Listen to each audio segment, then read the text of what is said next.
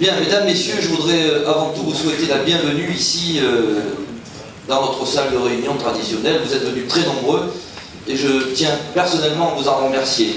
Je voudrais remercier l'ensemble de mes collègues, qu'ils soient adjoints, conseillers municipaux, conseillers communautaires de Sainte-Maxime ou des communes voisines. Évidemment, remercier mes collègues. Je veux évidemment commencer par le député Jean-Michel Couve, qui nous fait l'honneur de sa présence. Remercier Alain Benedetto, le maire de Grimaud. Remercier Raymond Casaubon, le légendaire maire de la Mole. Florence Landia, qui fête ses 20 ans à la mairie du Plan de la Tour. Remercier Jean-Pierre Tuvery, qui est le maire de l'autre côté de la Méditerranée, c'est à Saint-Tropez, vous l'aurez reconnu bien évidemment, et Madame Anne-Marie Lagnard, elle aussi de l'autre côté de la Méditerranée, mais à Gassin, maire de Gassin. Entouré évidemment de Muriel Leca, qui fait partie de l'équipe d'Alain Benedetto, de Daniel Loguet, qui est là avec nous du Plan de la Tour, et j'ai pas dit Dany, j'ai dit Daniel, bon c'est pas grave, c'est délimitatif Dany. Bon, et de Claude Bérard, le premier adjoint au maire de Saint-Tropez. Effectivement, dans la précipitation, je n'ai pas pu remercier tout le monde. C'est pas anodin la présence d'Yvon Zerbonne ce soir. Que représente-t-il dans le golf? La sagesse.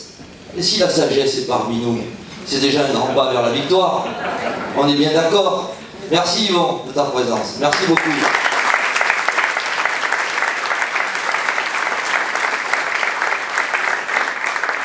Et un des personnages incontournables, il y en a. Même ma première adjointe, Jeanne-Marie Cagnol, est présente ici ce soir. Alors tu vois que l'union, elle est totale autour de vos candidatures. Et là aussi, c'est de vos cœurs. Alors je le disais, merci d'être venus nombreux. Je ne vais pas être long, on va laisser la parole aux candidats. Je voudrais simplement vous faire part de quelques réflexions qui me paraissent fondamentales. Ce sont des élections départementales. Alors ça veut dire quoi? Ce sont les anciennes élections cantonales. Vous allez voter pour des conseillers départementaux, qui sont-ils? Les anciens conseillers généraux. Donc vous avez toujours entendu parler. C'est pour ça que c'est une élection essentielle. Le vocabulaire a changé, mais le fond n'a pas changé. Il y avait deux cantons, celui de Saint-Tropez, celui de Grimaud. Il n'y en a plus qu'un, c'est celui de Sainte-Maxime. On est un peu fiers à Sainte-Maxime, hein, mais c'est celui de Sainte-Maxime, avec 10 communes, presque la communauté de communes dans son ensemble. Effectivement, je dis presque, parce que malheureusement, le redécoupage territorial a fait que nous avons la gare de Fresnay et le Rayol qui ont été détachés au profit d'autres cantons. Et nous le regrettons tous. Et on a une pensée pour nos collègues d'ailleurs. Alors, quelques réflexions. Pourquoi voter pour cette équipe? Parce que si vous êtes là, sans doute parce que vous en êtes déjà convaincus, mais c'est parce que vous allez devoir, d'ici dimanche, convaincre encore. Alors, quels sont les arguments? En tout cas, ce que je voudrais vous livrer personnellement, comme une grande partie de notre équipe de Sainte-Maxime. D'abord, les hommes et les femmes. Disponibles, représentatifs, expérimentés. Un maire, dans l'exercice de plusieurs mandats, déjà, une expérience, entouré d'élus. Je souhaite que Muriel, bientôt, revienne parmi nous, à la fois au travers du conseil municipal de la Croix-Valmer, et je salue Bernard Jobert qui est là, et je te souhaite de réussir dimanche, Bernard, tu le sais, et qui viendra aussi, je l'espère, donc siéger au conseil communautaire avec nous. Je le disais, des hommes expérimentés, des hommes et des femmes expérimentés. Ça, c'est le premier argument. Ce sont des gens de proximité, parce que dans leur commune, au quotidien, ils ont l'habitude d'être parmi leurs concitoyens, leurs administrés. Et n'oubliez pas, l'élection d'un conseiller départemental, c'est une élection de proximité. Ce sont des gens qui, comme les maires en place, sont au quotidien au contact de la population. N'allons pas élire des gens qui ne le seraient pas à ce contact. Ça, c'est un deuxième argument. Le troisième, mesdames, messieurs, il faut réagir intelligemment parce que nous avons besoin de répondre à nos préoccupations quotidiennes. Voter pour des conseillers départementaux, il s'agit de voter pour des conseillers qui seront dans la majorité départementale. Notre équipe, qui est ici représentée bien sûr de la famille de droite, qui a aucun doute, la majorité départementale de la droite républicaine sera au pouvoir dans quelques jours, encore. N'allez pas, et surtout, Dites bien aux gens autour de vous de ne pas aller choisir des conseillers qui seraient issus d'une future minorité. Parce que quelles seraient les retombées pour notre territoire? Néant, zéro. Et ces conseillers départementaux vont subventionner nos associations, porter nos projets de territoire, aider à l'entretien de nos routes. Imaginez la catastrophe s'ils étaient du mauvais côté de la barrière. Ensuite, quatrième argument. Alain Benedetto, je l'ai dit tout à l'heure, est le deuxième vice-président de la communauté de communes. Voilà maintenant 2 ans, un peu plus, que les 12 communes se sont réunies autour de cette collectivité nouvelle dont j'ai l'honneur de porter la présidence parce que ce sont mes collègues qui m'ont fait confiance. Et nous avons une chance extraordinaire, pour la première fois, d'avoir un conseiller départemental et une deuxième certainement, je l'espère, issu de nos rangs, qui siège au bureau des maires dans la communauté de communes. Quelle chance pour cette collectivité d'avoir ce lien et ce contact direct avec eux. Et ça, ne l'oubliez pas, c'est capital aussi. Ensuite, il y a les projets. Nous portons, tous, ici, avec cette équipe, les projets, et nous les portons d'un commun accord. Nous avions cet après-midi encore une réunion très importante avec le Conseil général sur le désenclavement du Golfe.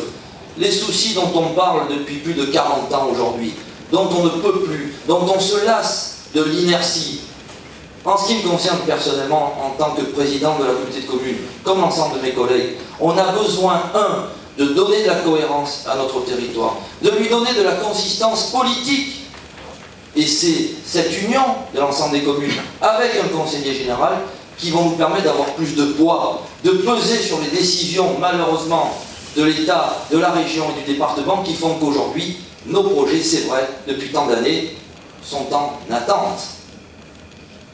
Je ne dis pas que c'est la garantie de réussir, parce que ça ne dépend pas que d'eux, ni de nous, mais c'est une chance supplémentaire.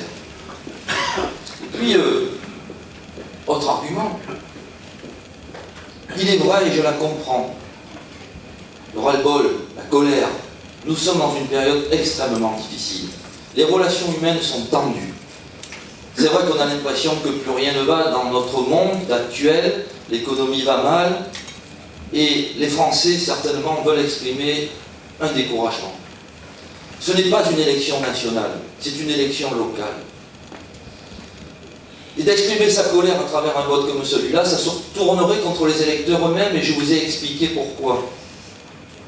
Parce qu'on n'exprime pas sa colère lorsqu'on désigne un maire.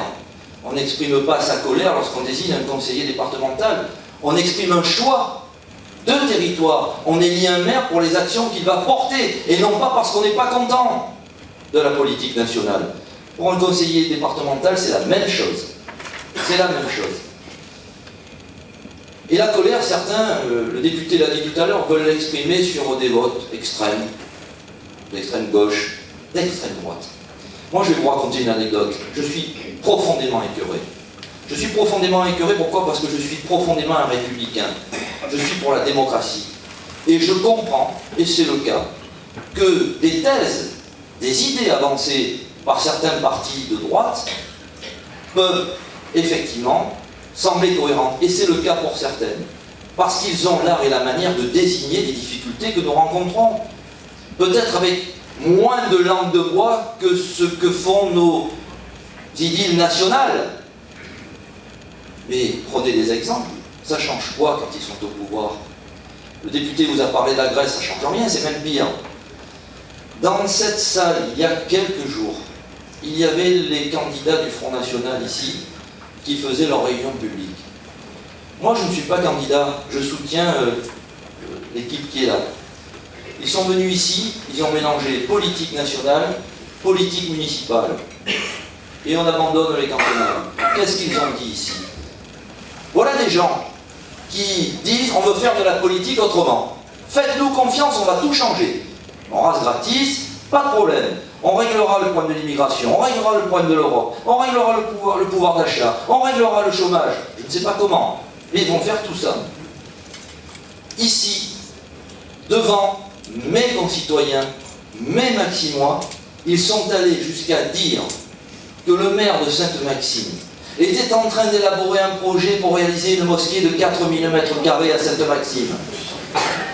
Que la communauté de communes que je préside, avec tous mes collègues sont là, avait embauché 100 personnes depuis sa création, chose qui est aussi fausse, puisque le personnel a été transféré, était dans les mairies à l'origine, et dans les syndicats. Nous n'avons embauché personne. Allant jusqu'à inventer des histoires à bacadabran, faire peur, vous vous rendez compte, créer des peurs chez nos concitoyens pour avoir du vote. Et vous considérez que ça, c'est faire de la politique autrement? C'est pire que ceux qui sont déjà en place. C'est pire, et je ne l'admets pas, parce que voilà 6 ans, comme mes collègues, 20 ans pour Florence, que je me bats au quotidien pour mes concitoyens, du matin jusqu'au soir, dans la boue, dans la sueur, dans le sang parfois, parce qu'on en a connu les drames. Je n'admets pas que des gens comme ça fassent de la politique de caniveau, de bas étage. Je trouve ça dégueulasse. Voilà, je voulais vous le dire, et c'est pour ces raisons que je choisis cette équipe. Voilà.